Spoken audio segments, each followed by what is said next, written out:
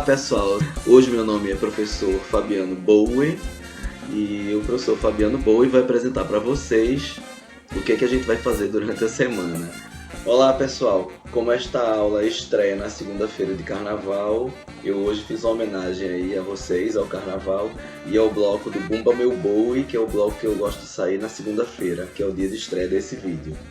Hoje vamos estudar diagonalização de operadores. Deixa eu colocar os óculos para enxergar melhor. Agora sim, vamos lá, vamos seguir em frente. Vamos trabalhar primeiro com uma introdução, vamos falar um pouco sobre o que é, para que serve essa diagonalização, e a partir disso vamos definir quando é que um operador linear é diagonalizável. Primeiro, vamos considerar um operador linear T do espaço vetorial V nele mesmo, né? Isso aqui é um operador linear, claro, tem que ser uma transformação de um espaço no próprio espaço. O objetivo da diagonalização é encontrar uma base, vou chamar de beta, que é uma base formada por autovalores de V, tá certo?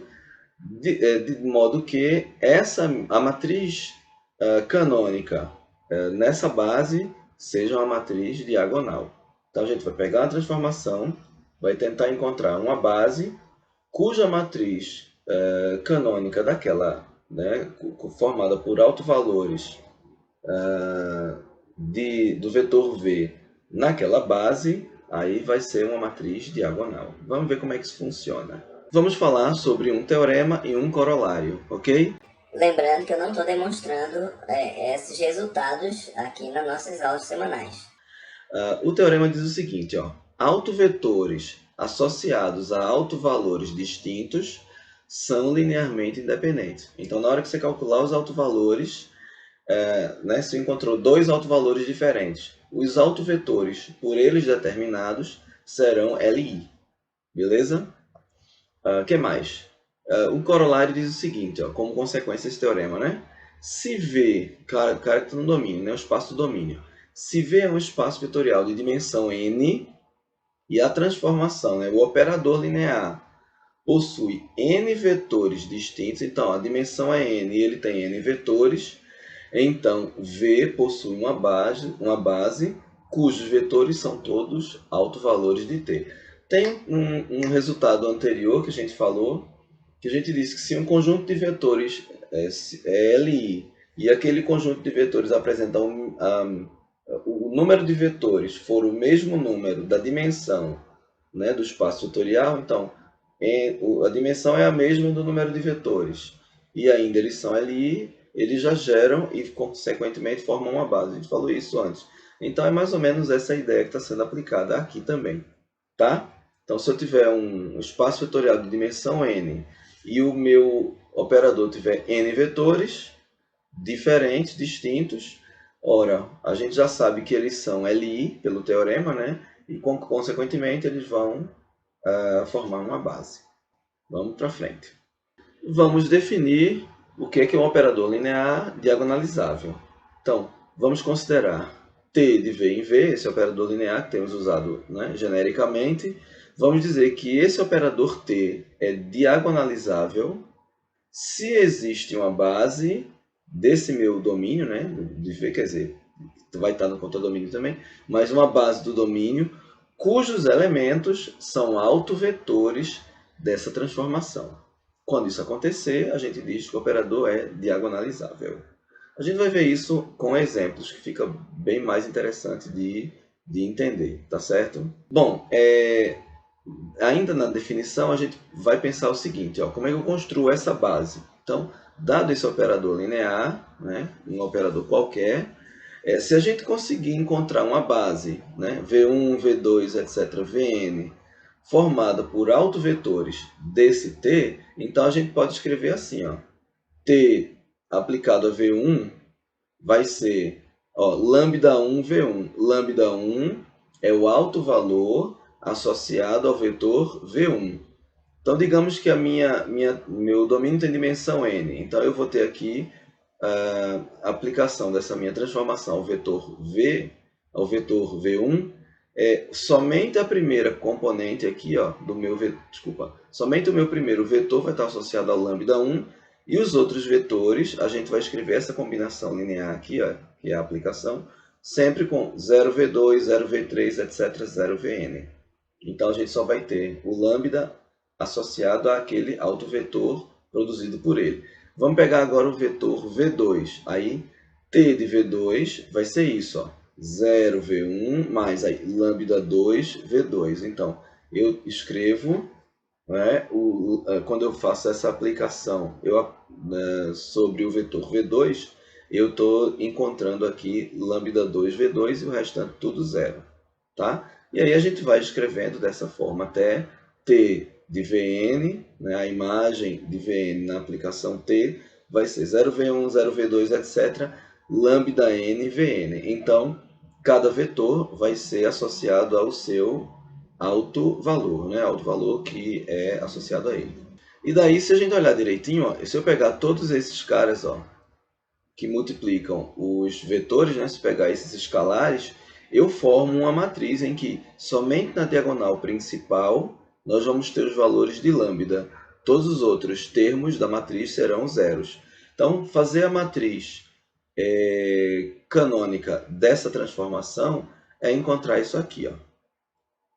É determinar essa matriz T na base B, e essa matriz será uma matriz diagonal. Então, é isso que a gente está tentando encontrar. A gente vai determinar uma matriz de transformação em uma base formada por autovetores, e que nessa matriz, a diagonal dela vai ser somente os autovalores que a gente determinou. Uma outra coisa que é interessante a gente pensar é que esses autovalores nem sempre vão ser diferentes, né? Pode ser que eu tenha um autovalor que determine, por exemplo, dois vetores. Então, ele nessa forma de escrever aqui, ó, por exemplo, se eu pegar o vetor, o autovalor lambda1, digamos que o lambda1 determinou o v1 e o v2, que são autovetores. Então, quando eu pegar e associar o v1, vai aparecer lambda1, v1, tudo zero. Na hora que eu fizer t de v2, aí aqui vai ficar zero, e aqui, se for o mesmo lambda que eu chamei de lambda1, aqui fica lambda1, v2, tá certo? Não necessariamente todos os lambdas serão diferentes. Eu posso ter um autovalor que determina mais de um autovetor. Consequentemente, ele vai aparecer associado ao autovetor que ele determinou. Então, essa observação aqui, ó, diz isso. Não é necessário que os lambdas i's sejam distintos. Na verdade, esses valores podem aparecer na diagonal tantas vezes quanto forem os autovetores Li a eles associados. Se eu determinar 3 autovetores a partir de um lambda, esse lambda vai aparecer associado a cada um desses 3 autovetores. Tá? Na prática, a gente vai ver isso em 2 exemplos. Vai ter um exemplo, aliás, que eu separei em que isso acontece. E daí eu coloquei mais uma observação. Diz o seguinte, ó. Um operador T de V em V admite uma base beta em relação à qual sua matriz, né, essa matriz canônica da base em relação à base, é diagonal se e somente se essa base B é formada por autovetores de T. Então eu coloquei como observação, mas isso é uma proposição, né? E isso tem, claro, demonstração. A gente não está fazendo nada aqui. Está colocando apenas as ideias para que a gente utilize. Vamos fazer esse exemplo aqui, ó. Esse exemplo diz assim: seja T de R2 em R2 o operador linear definido por esta lei de formação, né? T de xy é igual a menos 3x mais 4y menos x mais 2y. Determinar uma base beta de autovetores, se possível, né? Porque nem sempre é possível. E verificar se essa matriz que a gente vai encontrar com a base determinada vai ser uma matriz diagonal. Ó, então, a primeira coisa que a gente vai fazer aqui é determinar a matriz canônica dessa minha transformação. Eu vou pegar os coeficientes, né? Menos 3 e 4, estão aqui. Menos 1 e 2, coloquei aqui, certo? Essa minha matriz canônica eu posso representar, utilizando a notação que estamos trabalhando agora nessa aula, posso representar assim, pela matriz canônica do operador T numa base alfa. Então, é como se a minha base alfa fosse menos 3 e 4 e menos 1 e 2, os dois vetores da base alfa. E o que eu vou fazer, então, para tentar encontrar essa matriz B, se for na base beta, se for possível determinar essa base beta?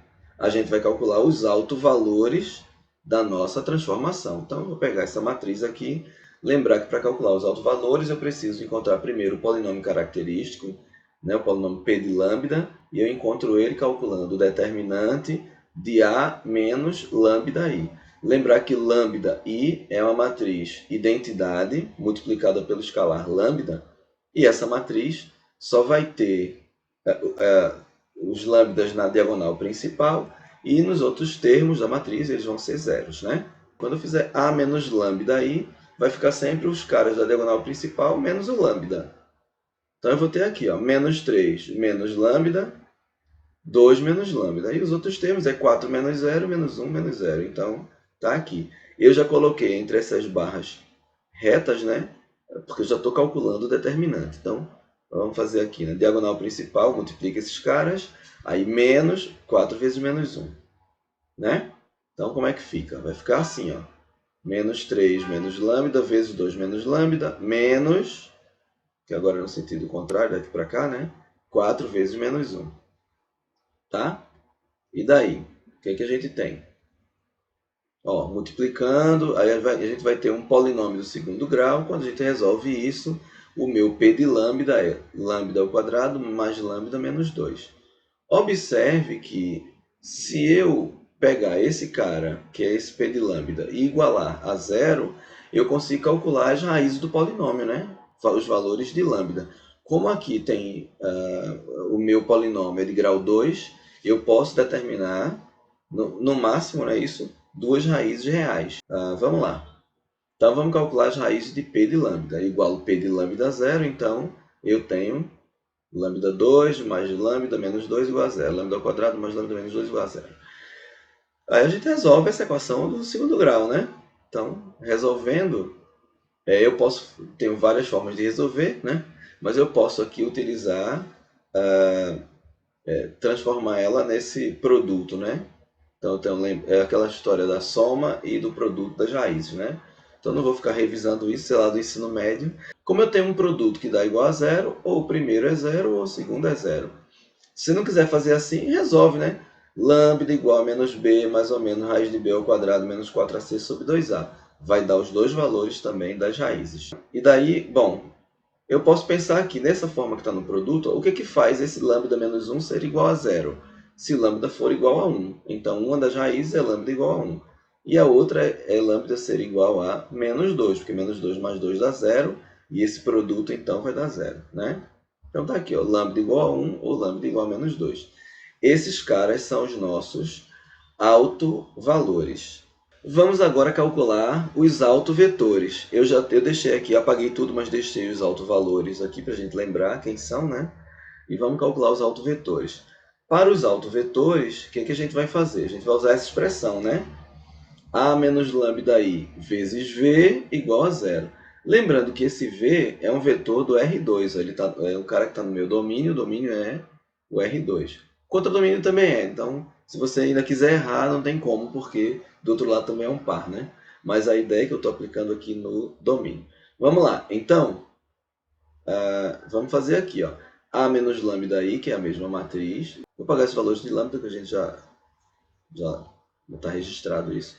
Então, o que eu faço? Pego o meu vetor V, escrevo na forma matricial, né, como matriz coluna, e o zero é o zero que também pertence ao R2, ou seja, o meu vetor nulo do R2, que é o 0, 0. Agora a gente faz o produto. Para fazer esse produto, é interessante a gente pensar que tem duas formas de fazer. Uma é, esse produto vai me dar um sistema, né? Sistema 2x2.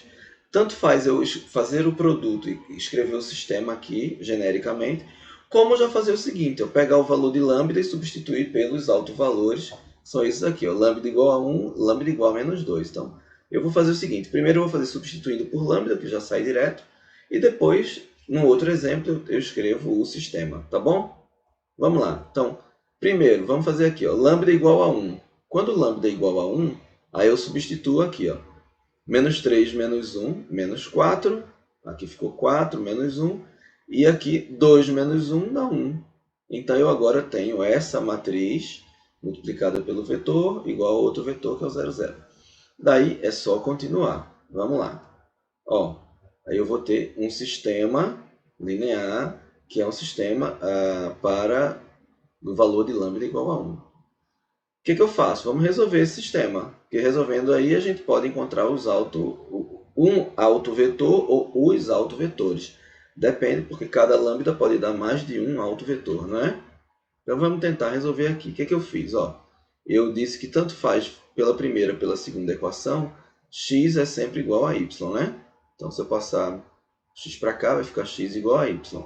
Aqui também, se eu passar menos 4x para cá, vai ficar 4x igual a 4y. Quando eu cancelar o número 4, né, o valor 4 dos dois lados, vou ficar com x igual a y. Então, esse nosso sistema é possível e indeterminado, né? Significa que eu encontro aí um monte de autovetores, tá? Então, eu posso dizer que o meu autovetor, vou chamar de V1, para relacionar com esse primeiro lambda. Eu poderia escrever aqui lambda 1 também. Deixa eu ver aqui. Pronto, lambda 1, tá? Aí eu vou chamar esse cara de V1. Que mais? Como o x aparece nas duas coordenadas, eu posso retirar, e ele também é um escalar, né? Ele também é um número real, eu posso tirar o x, ficar assim, que o meu vetor, autovetor, é esse meu autovetor 1, ou então todos os outros que são dessa forma, 1 multiplicados por x. Beleza? Então eu encontrei aí um monte de autovetores. Então eu encontrei o mais simples dos autovetores e eu sei que todos os autovetores que têm essa forma 1 multiplicados por x para todo x real são autovetores relacionados ao meu autovalor lambda 1, certo? Aí a gente faz a mesma coisa para o lambda 2, que é igual a menos 2. Então está aqui. Lambda igual a menos 2, eu substituo de novo na minha expressão.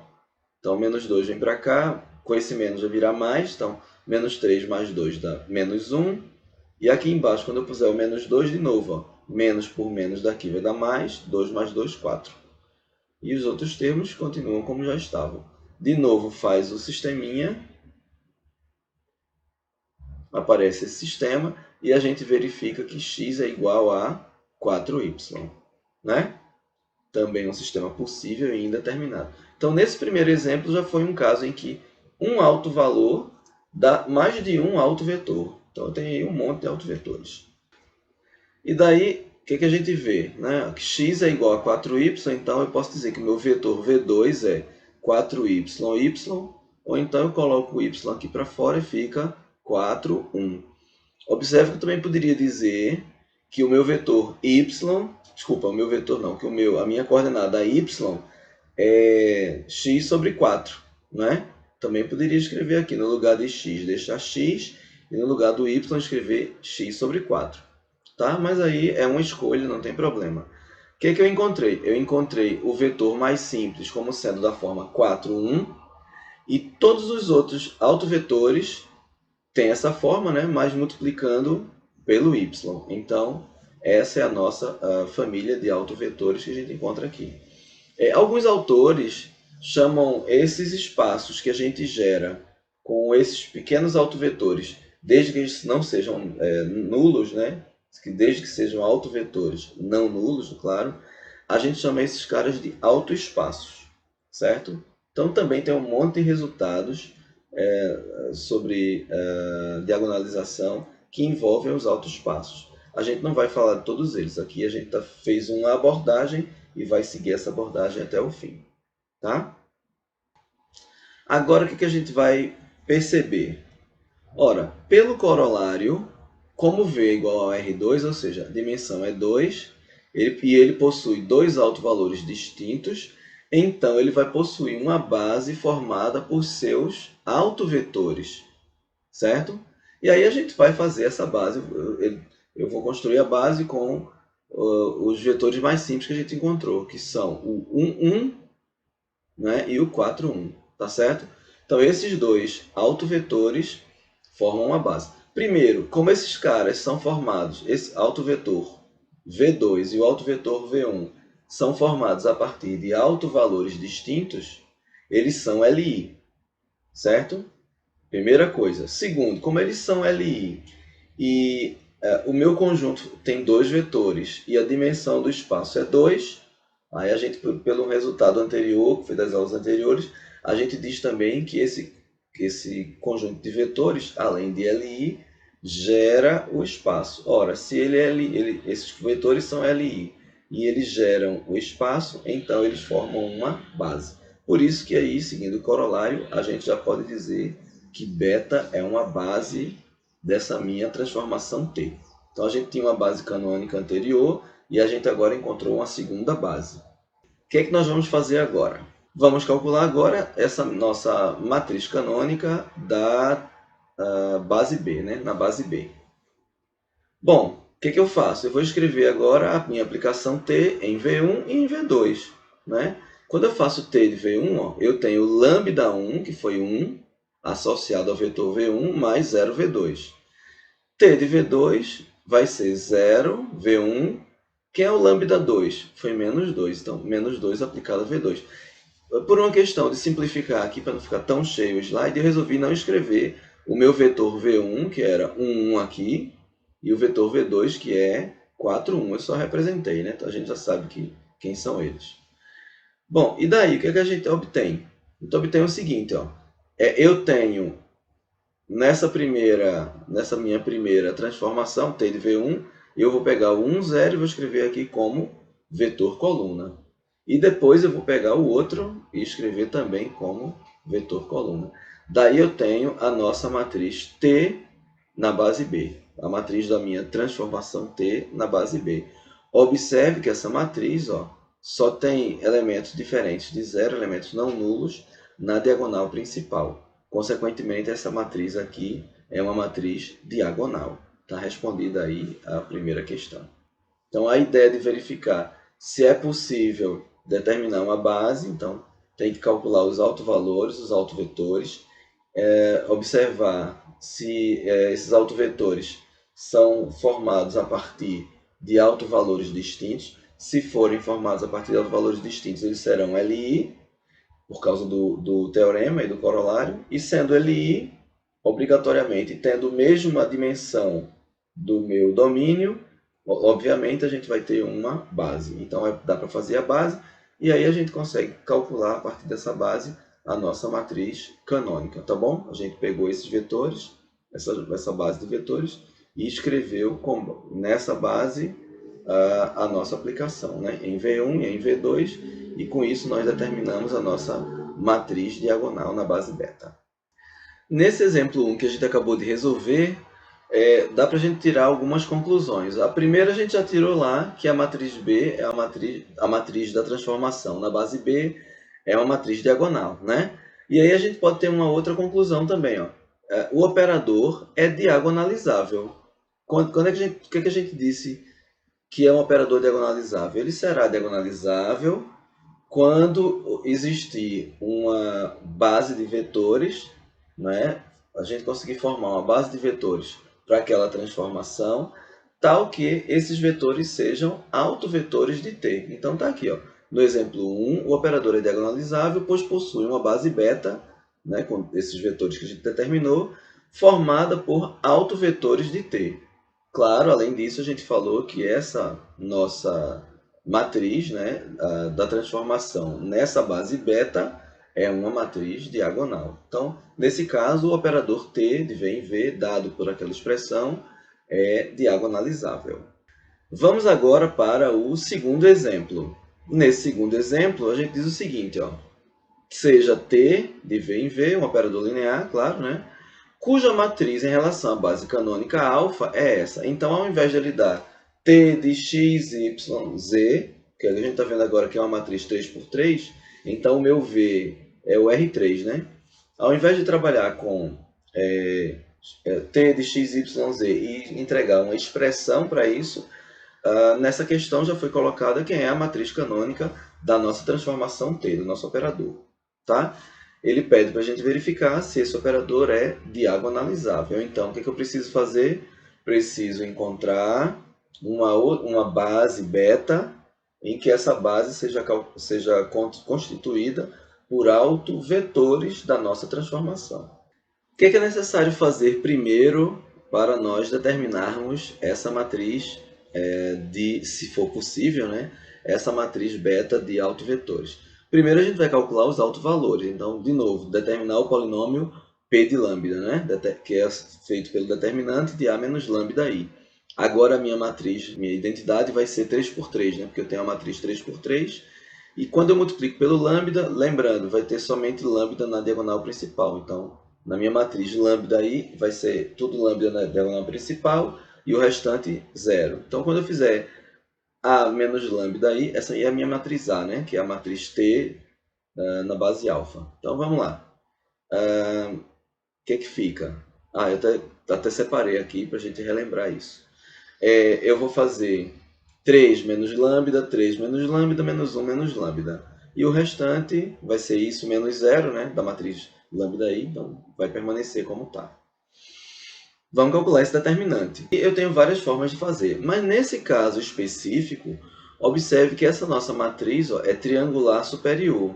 A parte aqui de baixo é toda de zeros. Quando isso acontece, eu não preciso fazer aquelas técnicas de cálculo do determinante, porque quando essa parte aqui de baixo dá zero, nós temos um resultado que diz que basta multiplicar os termos da diagonal principal. Então, você pode fazer utilizando Sarris, Laplace ou outra que você quiser, mas nesse caso nem é necessário, basta multiplicar os caras que estão aqui na diagonal principal. O que é que a gente vai obter? Vai obter isso, ó. 3 menos lambda vezes 3 menos lambda dá esse cara ao quadrado, que multiplica menos 1 menos lambda. Então, eu tenho aí já um produto, né, que é o meu. Claro que se eu resolver, vai dar o meu polinômio característico. Observe o seguinte, que como aqui eu tenho lambda quadrada, aqui eu tenho um termo com lambda, eu vou ter lambda ao cubo, né? Então, eu posso resolver utilizando um polinômio do terceiro grau, ou então, como aqui já é um produto, eu posso igualar esse cara a zero e determinar as suas raízes. Como aqui eu tenho elevado ao quadrado, essa expressão, eu posso ter até dois lambdas diferentes. Ou eu posso ter um valor só de lambda, mas ele vai representar a multiplicidade de 2, que é como se ele fosse raiz de dois polinômios. É um polinômio 3 menos lambda e o outro polinômio 3 menos lambda. Então, esse meu lambda aqui possivelmente vai determinar, inclusive, dois autovetores, tá certo? Vamos lá, vamos continuar. E aí eu tenho o seguinte, ó. Para esse cara aqui dar zero, basta que lambda seja 3. E para essa outra expressão ser zero, esse lambda tem que ser menos 1, porque quando menos 1 vezes menos dá mais, menos 1 mais 1, zero. Então, tem que ser menos 1. Eu vou apagar tudo isso para a gente fazer a segunda parte.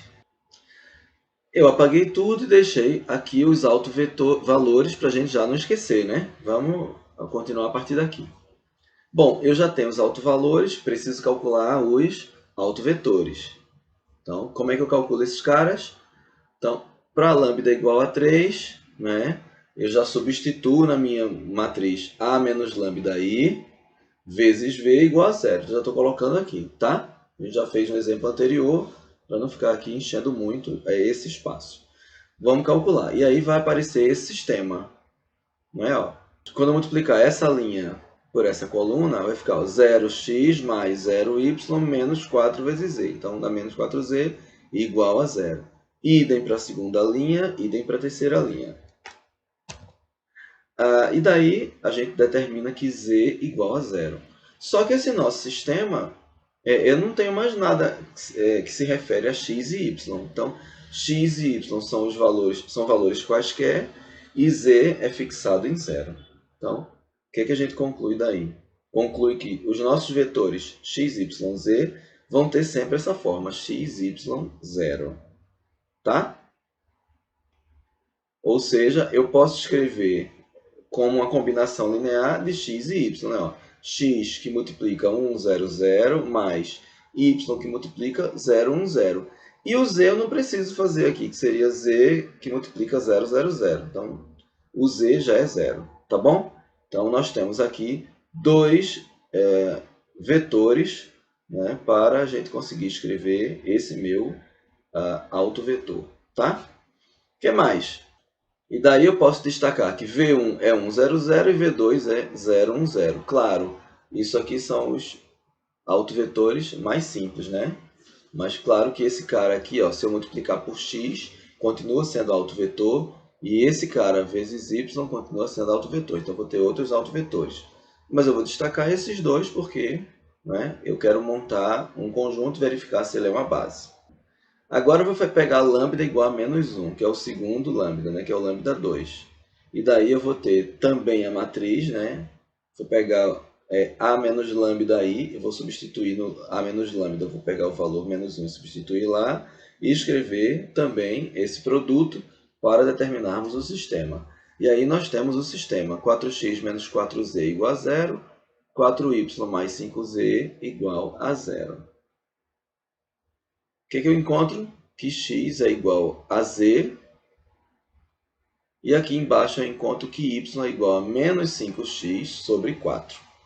Então, eu consigo encontrar z em função de y de x e y em função de x. Tanto né? Eu posso escrevê-los em função de x. Daí, esse meu vetor v3 ficaria assim. Ó. No meu x é x, no y é menos 5x sobre 4, e no meu z eu escrevo que z é igual a x, então fica x também. Ora, se eu não quiser deixar fração, eu posso multiplicar tudo por 4, e aqui vai ficar 4x menos 5x, 4x. Eu fiz isso porque lá no livro que a gente está usando como referência, eu acho que aqui para essa aula eu usei o Steinbruch, mas eu acho que eu me baseei mais no Boldrini. Então, se eu não me engano, no Boldrini, ele já coloca, ele não desenvolve tudo isso, ele já fala dos autovetores e tal, mas já coloca os resultados. Então, ele já coloca esse vetor V3 nessa forma, tá? Bom, como eu tenho x em cada uma das coordenadas, né, eu posso, e ele é um escalar, eu posso retirá-lo, né? Ele pertence a R, e aí ficaria o x lá fora, e o meu vetor mais simples é o 4 menos 5, 4, tá bom? Eu esqueci de colocar o x aqui, mas não é preciso, né? Eu estou destacando da forma que eu destaquei V1 e V2 lá em cima. Então, o meu V3 é esse cara. Beleza? Antes da gente continuar, vamos analisar só o seguinte. Ó. V1 e V2, eu tenho uma dupla de vetores. Esses caras são LI, porque nenhum é múltiplo escalar do outro. Né? Segundo, observe que para o meu lambda 1 eu encontrei V1 e V2, e para o lambda 2 eu encontrei o V3. Esses vetores V1 e V2 com o vetor V3 são autovetores determinados por autovalores distintos. Esses dois aqui pertencem, digamos assim, ao autoespaço W1, se você quiser chamar assim, e esse cara pertence a um outro autoespaço, né? Eles foram determinados por valores distintos. Pelo teorema e pelo corolário, aliás, pelo teorema, esses caras são LI, né? Então, os vetores V1 e V2 em relação a V3 são LI, certo? Ora, então possivelmente eles vão formar essa base. Eu já tinha os autovalores, agora eu tenho também os autovetores. Deixa eu escrever o nomezinho aqui para a gente não se misturar. Aqui são os autovetores, né? Esses três caras aqui. Bom, então, como eu estava falando antes, olha, eu tenho aqui um espaço W formado pelo lambda 3, que foi igual a 3, pelo lambda 1. Né? Então, a gente pode chamar isso de autoespaço. Tem um resultado que diz que é uma base, esses caras são uma base para esse cara, para esse espaço. A gente chama de autoespaço. A mesma coisa eu tenho aqui para o outro autovetor. Tá bom? E daí, ó, como essa dimensão desse cara é 2, essa dimensão é 1, os dois caras juntos têm dimensão 3, né? Se eu juntar os caras, tem dimensão 3, que é a dimensão do meu V que eu tinha lá, certo? Daí eu tenho uma base. Ó. Eu juntei os três caras, eu tenho três autovetores, os três são LI, e a dimensão do espaço é 3. Então, desse modo, eles geram e formam uma base. Mesma coisa que a gente fez no exemplo anterior. Bom, agora eu tenho a minha base beta. O que é que eu quero fazer? Eu preciso escrever essa base beta, vou pegar a transformação e aplicar para o vetor V1, para o vetor V2 e para o vetor V3. Quando eu fizer isso, vou determinar aquela relação toda e daí eu construo a minha matriz da transformação T na base beta e verifico se essa matriz é uma matriz diagonal, beleza? Como eu já tenho uma base de autovetores, eu já posso dizer que T é diagonalizável. Então, já respondi isso. Agora, eu sei que é diagonalizável, vamos encontrar essa matriz diagonal. Então, tá aqui, ó. T aplicado a V1 vai ser isso, né? Lambda 1 V1 mais 0 V2 mais 0 V3. Então, como lambda 1 é 3, eu escrevi aqui, né? Eu resolvi escrever cada um deles para a gente ver que eu vou ter o mesmo lambda 1 sendo aplicado também ao V2. Por quê? Porque eu encontrei o V2 a partir do alto valor lambda 1, né? Vamos lá. Aí aqui eu fiz isso, ó. T de V2 é 0 V1 mais lambda 1 V2. Eu destaquei. Eu poderia ter feito direto já assim. Colocar esse cara, essa linha, depois essa, tá certo? Mas eu resolvi mostrar que aparece o lambda 1 duas vezes, né? Como a gente colocou numa observação lá atrás, que os lambdas necessariamente não são diferentes. Eles podem ser ou não diferentes. Então, tá aqui, né? Lambda 1 é 3, então fiquei aqui, ó, 3V2 e o resto 0. Agora vamos para o T de V3. Então, ó, 0V1 mais 0V2 mais lambda 2 V3. O lambda 2 foi o cara associado, né, o alto valor associado ao alto vetor V3. Quem é o meu lambda 2? É menos 1. A gente viu aqui, tá aqui em cima. Então, só é substituir. Agora sim, eu tenho esse cara, ó, esse. Era isso que eu tinha que ter escrito tudo junto, né?